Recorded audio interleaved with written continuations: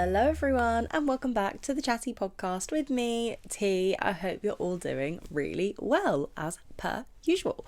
So, I posted a TikTok like a week ago now, with the front cover of my dissertation, and everyone seemed quite excited by it. So that is what we are going to be talking about today. If you didn't see that TikTok post, I basically wrote my dissertation on reality television, and my whole question was, have we created a 21st century Hunger Games with reality television by exploiting participants and creating conflict for entertainment? Sorry, I just got a text message. So I love my dissertation. I have mentioned in a few episodes my dissertation, and today is finally the day that I'm going to be talking about it. Now, this does stress me out a tiny bit because I care about it so much, and it's 12,000 words. So I hope I can articulate and explain it as well as possible in today's episode, whilst also making it fun and like trying to extract the exciting bits, but also so that it makes sense. But before we get into that jazz, let's start with some updates. So, employment update. I don't know what it is. I don't know what the employment update is because the BBC was supposed to get back to me on Monday. For context, it's Thursday. With whether I got through to the next stage or not, and I've not heard anything back, which would be really concerning and worrying. But I logged onto my portal just to like see what my application status was, and it says the next stage, it says pre-interview assessment centre, pre-interview/assessment centre on my portal. And when you don't get like through to the next stage, it just says process complete, because I have that on another application.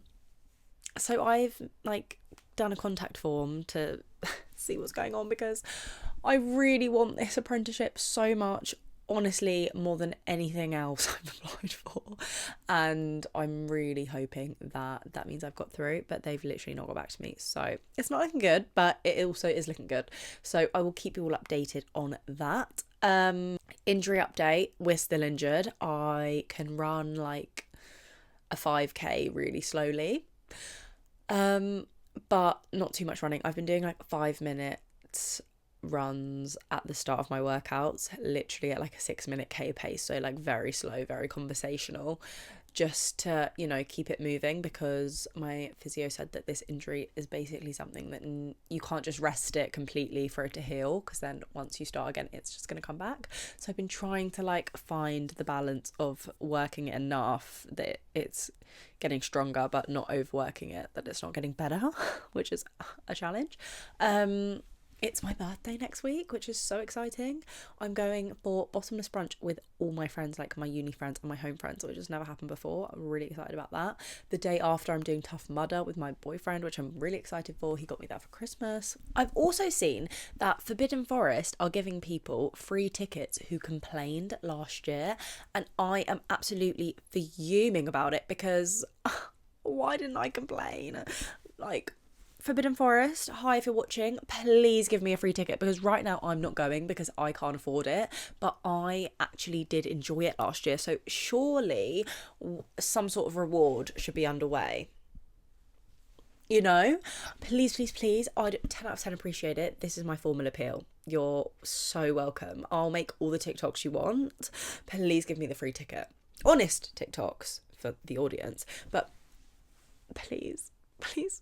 I just can't. Do you know why I can't afford it as well? Because I can't go to a shower. I can't go to a festival and not shower. And at Forbidden, I have to pay like £80 for the shower and loo pass. And I know I don't have to pay that, but I do have to pay that. So basically, a £200 festival becomes a £300 festival. And yeah, so Forbidden, if you could just give me a free ticket, I'll pay for my shower pass. Do you know what I mean? Please.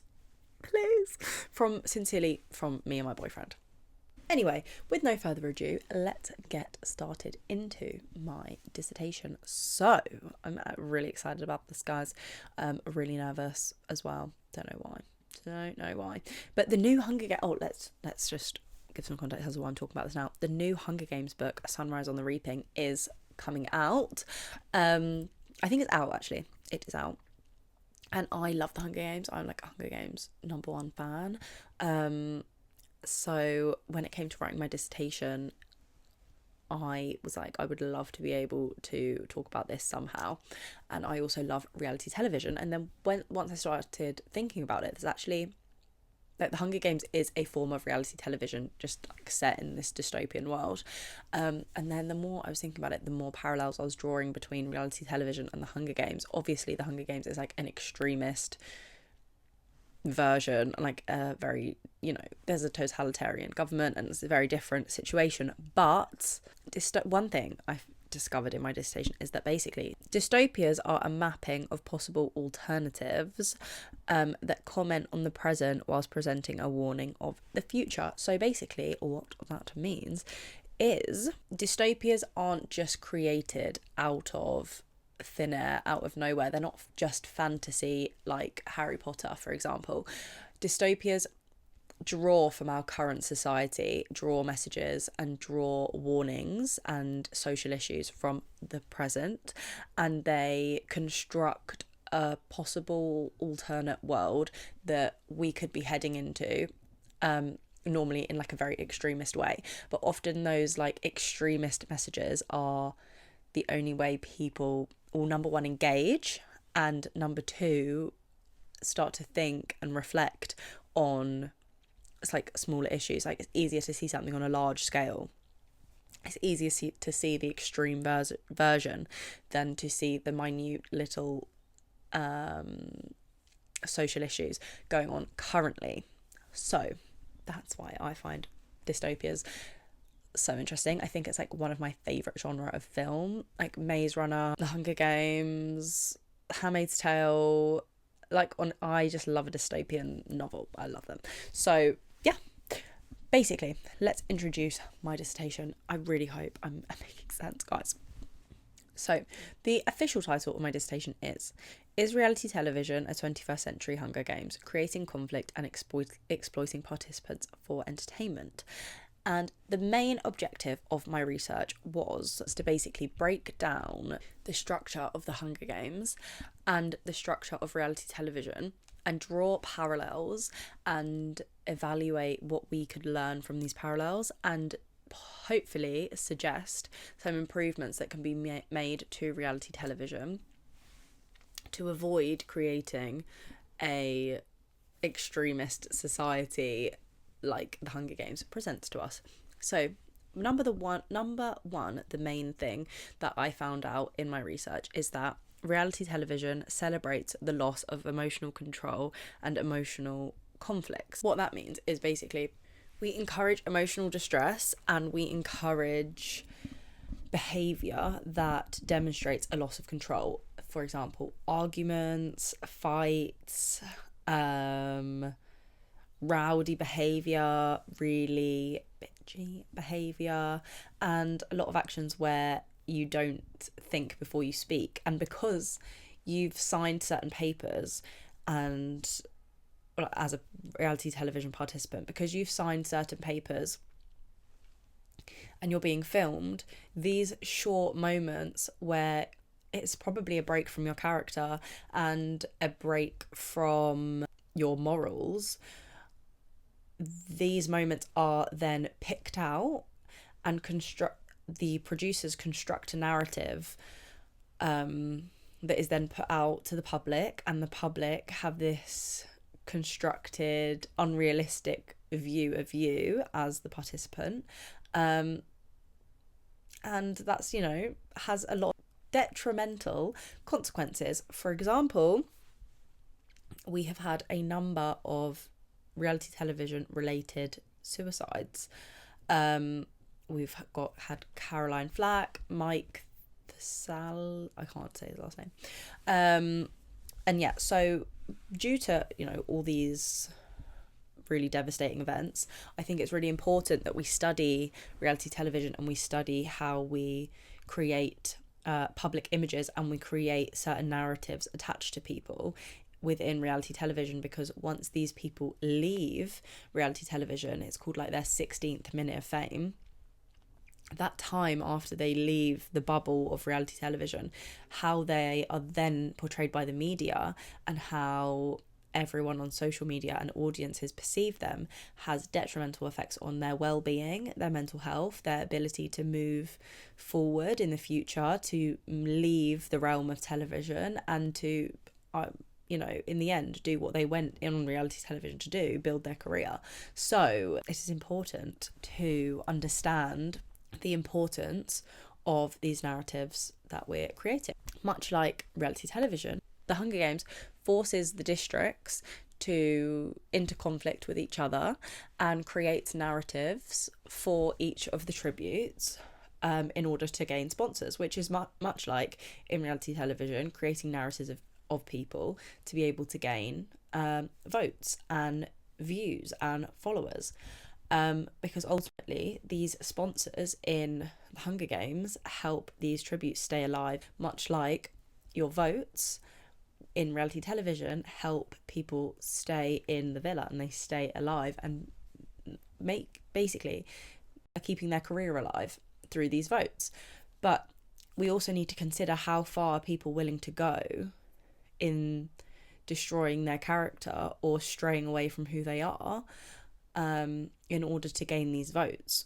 And as in the Hunger Games, Peter says a comment like, I don't want them to change me in there and make me a monster that I'm not, in order to stay alive. Because then once you leave that bubble and you leave this world, who does that leave you being? You know, do you have to then continuously uphold this facade of a persona, or do you be yourself and then people all attack you and they call you fake? So it's hard to find the balance, I think, for reality television participants who, again, similar to the Hunger Games, it's like this hope is the only thing greater than fear, like this manipulation of hope and fear. You're hopeful that you're going to be the one that breaks out of reality television and makes it, but you're fearful of this public perception, and that public perception really limits you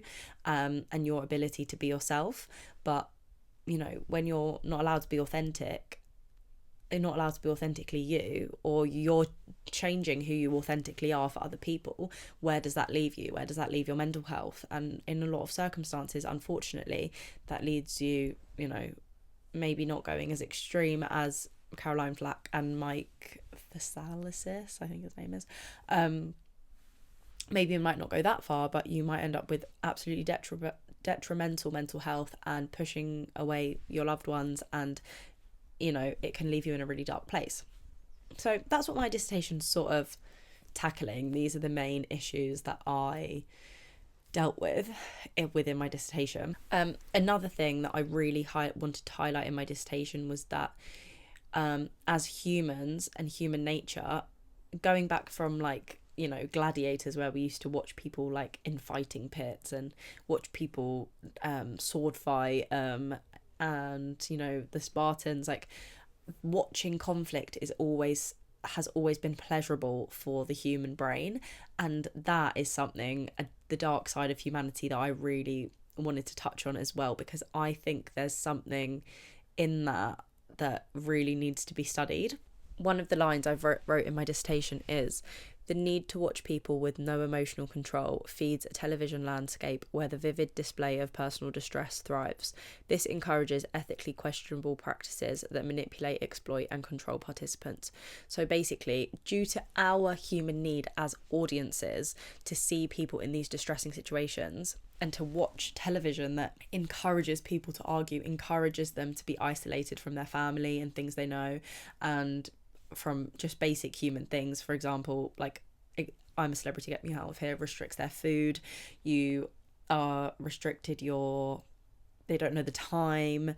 All these things are created to create an environment of distress that us as audience want to see people in, which is creating a television landscape where personal distress is at the top of our priorities of what we want to see in a television program, and therefore how unethical are the practices to get there, because you can't distress people without being ethically questionable at all.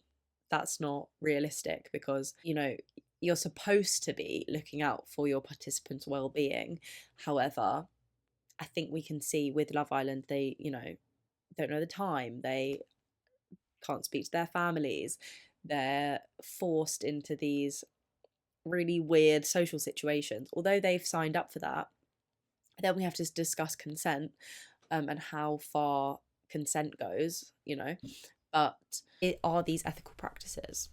Probably not, if you really think about it and we break it down. But I think we've just told ourselves that this is okay, because it's entertaining and they've agreed to it, they know what they're signing up for, so hey ho.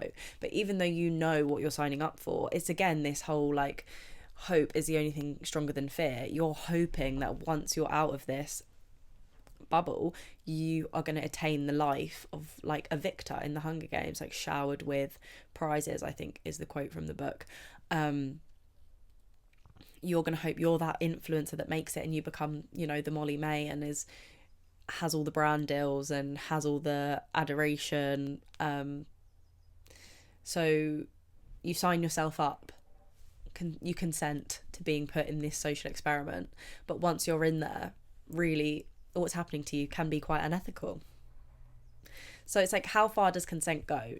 Is consent all we need really to make this an ethical practice?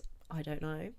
And yeah, that's another thing that I really wanted to dive into within my dissertation. I am going to link my dissertation somehow, and to figure out how to do that, below this video if you're watching on YouTube. Yeah, so then hopefully you can all see it, and give it a read if you want to. But yeah, those are like the main things my dissertation was diving into. My tea of the week this week is a cranberry raspberry tea, with honey in it. I used to put 1 honey in my tea, and then I went up to 2, and we've gone back down to 1 because I was consuming a lot of honey. It's still good with 1. So cranberry raspberry is definitely a favourite tea of mine. I will 100% be coming out with tea merch if I make it one day. I'll have my own tea company. I would love that. Flavours include rhubarb and custard tea. I just think would be absolutely delicious. We could have like vanilla, honey, cinnamon. Delicious. We could have like apple crumble tea. Delicious. Please don't steal these from me. Copyright.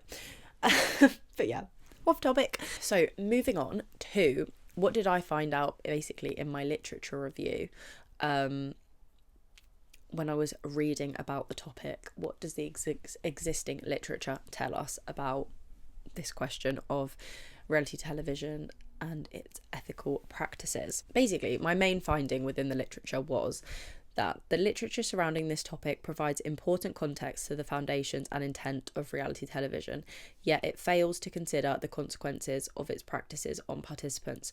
So basically, what I was finding when I was doing my literature review was that there's a lot of material on reality television and how it's constructed and why it's made, and audience views and what things that drive the audiences, and things that drive production, but there was really little research on the effect that these practices were having on its participants, which is exactly really what I wanted to study.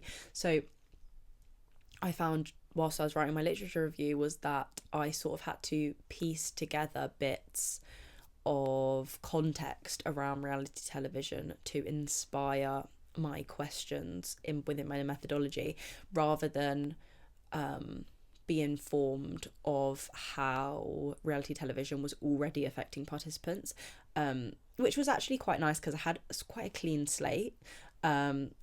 I only had motivations behind production and audiences which was really helpful to like highlight the motivations of audiences and production, to really highlight the key issues within production on these participants. Like, because audiences and production companies want this out of you, how are they getting that out of you, and how is this making you feel to the participants?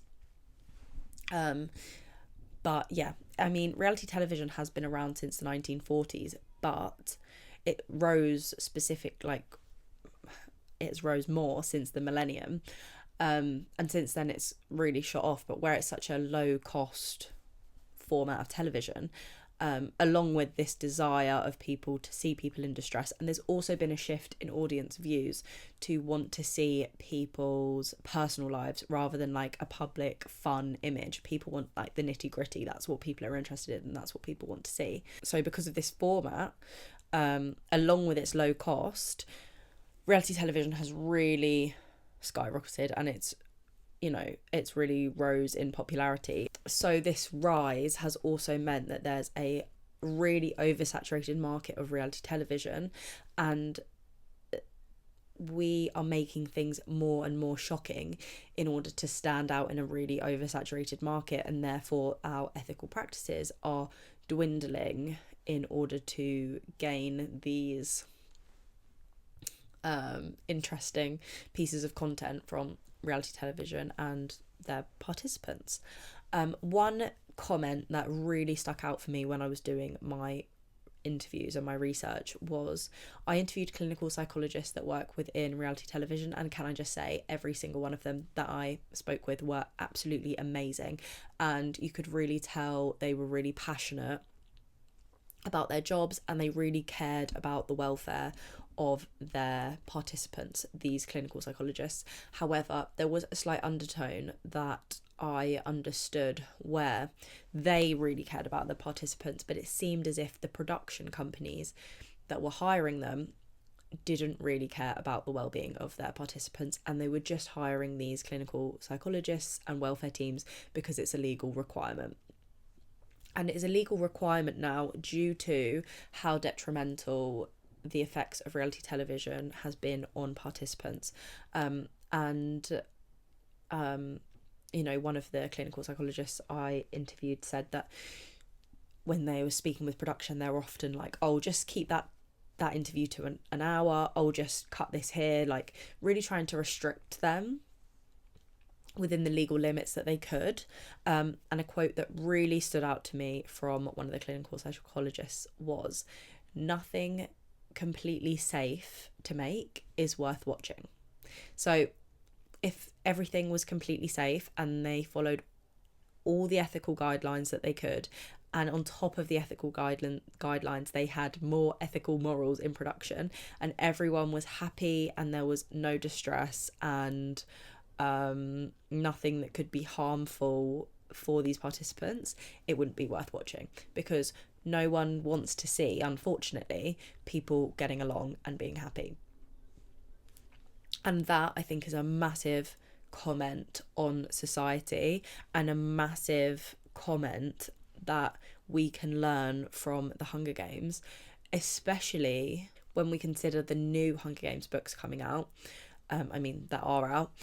For example, A Ballad of Songbird and Snakes, we see that at the beginning, people don't really want to watch the Hunger Games, and people are starting not to watch it, but they bring in the people from the academy to help give you the personal journeys of each one of these tributes and make them appealing. So then when they're in these conflicts, you feel as a viewer more personally attached to them, and you want to watch them. So not only are we drawn to conflict and distress of other people, we are drawn to trying to understand them as a person and understand their motives. And how disturbing is that it's less interesting to you to watch conflict of random conflict, and it's more interesting to watch conflict and distress of people you care about. That, I think, is something that we really all need to think about when we are watching reality television, and we're, loving all of the conflict and the arguments. And listen, don't get me wrong, I love reality television. I am the first person to tell you I watch reality television all the time. But I do as well think it's concerning of how far we push it, and how unethical we can go within the production of reality television. For example, I've just started watching Married at First Sight Australia. Australia have very different regulations to the UK in terms of well-being, mental health checks, blah blah blah, ethical regulations. And you can really see that because they have people on that show that are not mentally stable and should not really be allowed to be subjected to the distress of reality television and the succumb to the vicious wrath that is the audience perception of you and social media and that whole very destructive world. Another thing that I learned about in the literature was more about the dystopian genre itself. Basically, I'm going to read this off my laptop so that I don't get it wrong. But there's basically a new type of dystopian literature which we can classify the Hunger Games into, which is called like dystopian games.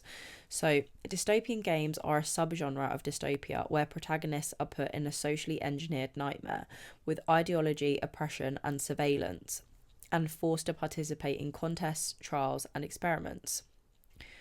Another study that's similar to that one's done by Bolland. Stark basically explained on top of that this subgenre, in reference to contemporary society, highlights that after the COVID-19 pandemic, we live in an age of tests, connecting a global response to a recent crisis to similar themes in dystopian games. These dystopian games are then similar to reality television formats. So basically, in these dystopian games, such as the Hunger Games, we are putting participants in a socially engineered nightmare, like the Hunger Games. And very much like I'm a Celebrity, Get Me Out of Here, Love Island, Married at First Sight. These are socially engineered nightmares in a way, but they're socially engineered social experiments. You know, you're confining people into a certain space, you're confining who they can speak to, you're encouraging conflict and distress within these environments, and basically feeding the literature to now create more comments that are like these dystopian games, and you know, texts like The Maze Runner, The Hunger Games, and all of these sorts of things where we're putting people through trials and tests to see how humans respond and what's the outcome of this. And I think reality television there's a lot of people look down on it, and they look down on its participants a lot because you think, well, why have you decided to sign yourself up for that?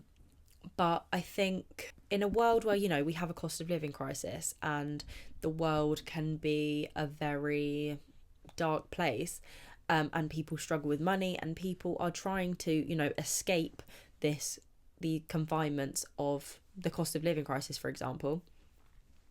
Things like reality television, the lottery, these things are like a glimmer of hope in society that keep everyone going, that you could believe, you could make it out. This is a route out. And although people really look down on these people and these participants, I believe anyway, for participating in these games,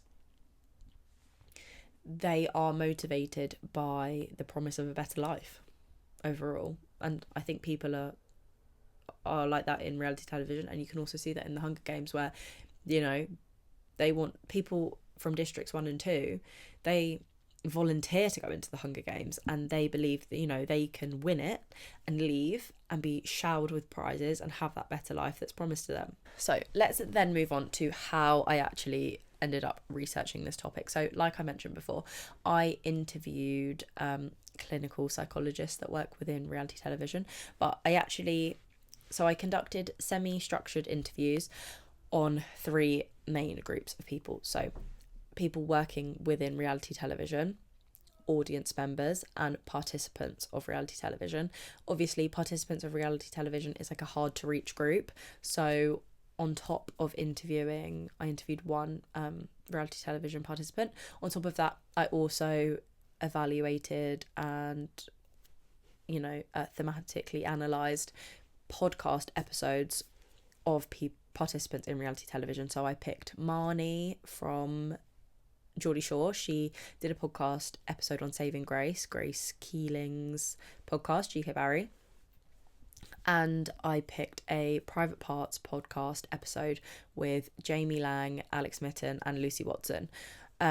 So overall, I had the experiences of 5 reality television participants. And then I also had clinical psychologists and audience members' opinions in there as well, which was really interesting and helped me create a very rounded view of my research and understand everything from all angles, from people creating the content to people who want to watch the content to people who want to be in the content. So I think that was a good research decision from myself and really helped me explain and understand my findings. So I thematically analysed that data. So if you don't know what that means, you basically go through all of your transcripts from your interviews and you draw out key themes, and you code your data within these themes, like color code them. So the main 3 themes that I highlighted in my research were manipulation was the first one, and then within manipulation I broke that down into hope and distress, and then the next key theme I drew out was exploitation, which was broken down into money, vulnerability and consent. And then within vulnerability I broke that down even further into 2 subcategories, which were age and mental health. And then my final key theme that I drew out was conflict, which was then separated into 3 key themes of death, human nature and fear of public perception. So there's a lot to unpack there. I'm not going to unpack it all, otherwise, honestly, we would be here chatting for years and years. But I think the key things to draw out here that I have already mentioned are manipulation, which is balanced of this, a thing of hope and distress, hope and fear, which is very much like the Hunger Games. And then exploitation with exploitation of vulnerable people with age and mental health, just like the Hunger Games as well, because the Hunger Games, is putting children in these arenas, and no matter their mental state, they're going in there, much like I think reality television, where I think you have to be like 18 to go in. And a comment I made in my conclusion is that I suggested to make reality television more ethical, we should increase the age to 21. I think it was to 25, because I think that frontal lobe development is actually really key in the way you view yourself, the way you portray yourself. And I think below the age of 25, as much as you're legally an adult, I don't think that you're mentally ready to be subjected to everything that is attached with the reality television. Another thing within exploitation is money. People going into these shows often don't have tons of money, and they are motivated by like this promise of a better life, which then also draws back into like our whole hope and fear balance, tug of war.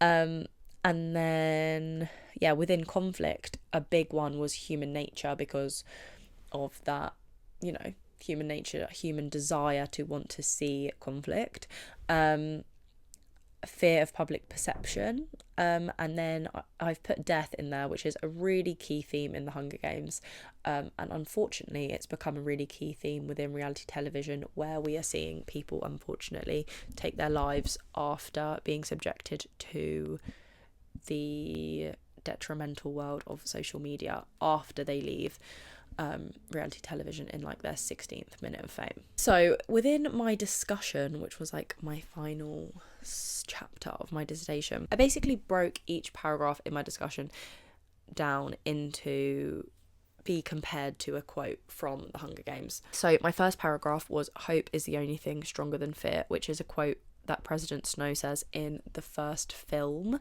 And, that's, I'm not going to dive back into that again because I spoke about it quite a lot, but that is the whole tug of war between the hope of a better life and the fear of public perception affecting who you are presenting yourself in reality television, much like in the Hunger Games, how their hope to survive is motivated and drives them over like the fear of the capital and the fear of death and the fear of the life that they may lose, or the life that they have also left behind. So that was my first paragraph. My second paragraph was called, "I don't want them to change me in there, turn me into some kind of monster that I'm not." This paragraph that is a quote said by Peter in the first book.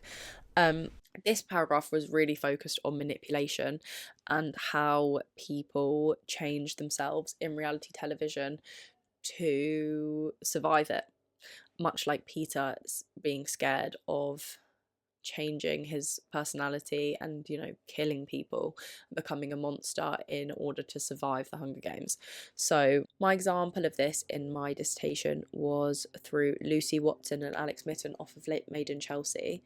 Alex Mitten and Lucy Watson in Made in Chelsea were really, they had constructed villain personas in Made in Chelsea within the television programme, which really juxtaposed the way Lucy actually thought of herself in her podcast interview with Jamie Lang, and she described herself as a nice girl with strong morals, which was different to her like villainised persona on Made in Chelsea. And you can really see how through manipulation and editing of certain situations, strong morals, instead of being seen as a good thing, were attacked and seen as something that was negative and added to her being the villain of her season within Made in Chelsea and being a bit of a bitch.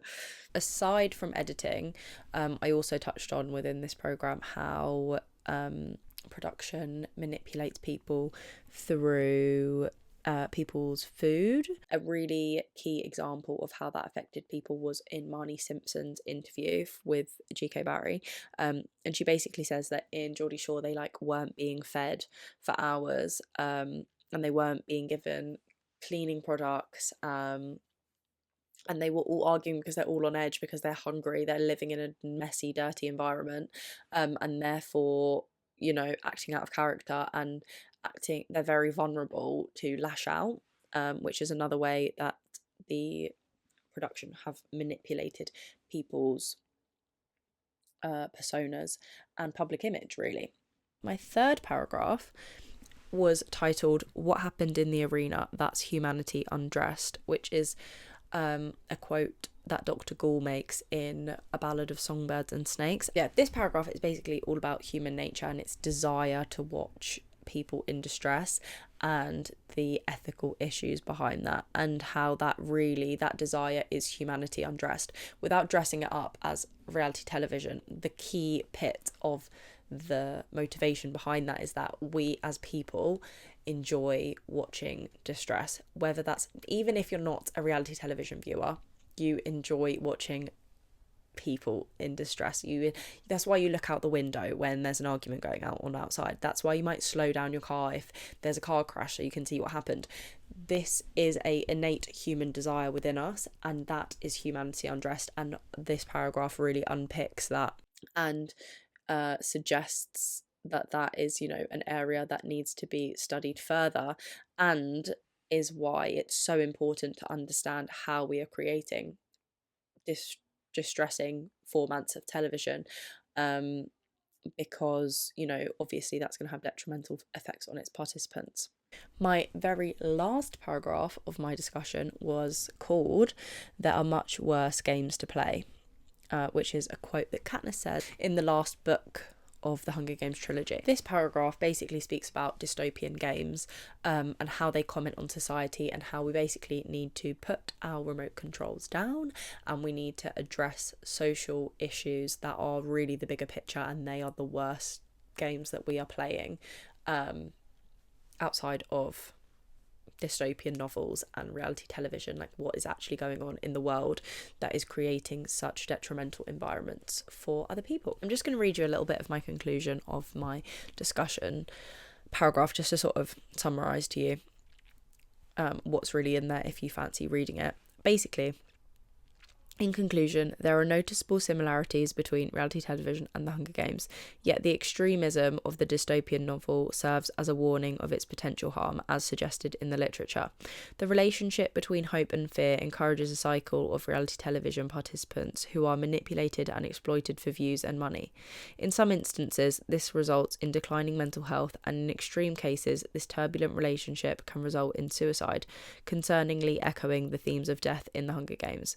This means of manipulation and exploitation are beginning to mirror a dystopian future, providing a clear point of concern in the production of reality television, whilst highlighting a dark side of humanity. There is an appetite for the broadcast of emotionally traumatizing situations.